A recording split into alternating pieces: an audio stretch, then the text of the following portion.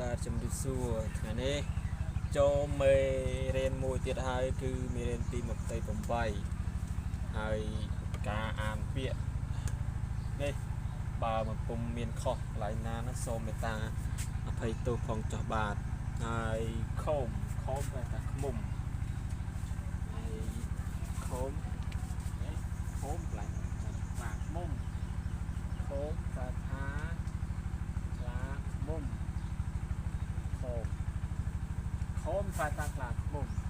ហើយយោអ៊ូគេថាកន់ជ្រងយោអ៊ូគេថាកញ្ជ្រង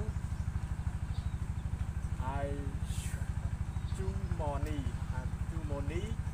ជូម៉ូនីហាក់គេថាហៅប៉ាវហៅប៉ាវ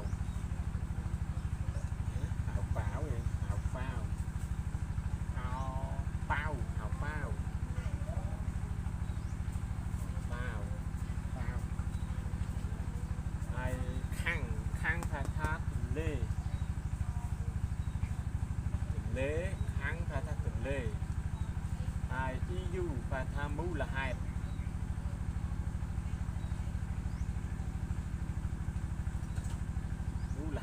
អូខេហើយខោមខ្លាឃ្មុំយោអ៊ូកញ្ជ្រង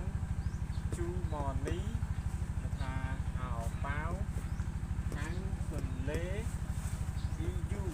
មូលហេតុបាទបើអានទៅមិនសមឬមិនត្រូវអក្ខរាវិរុទ្ធសូមមេត្តាអភ័យទោសផងចាស់បាទសូមអរគុណបាទពេញចិត្តវីដេអូនេះសូមជួយ follow និង share ម្នាក់មួយផងបាទអរគុណច្រើន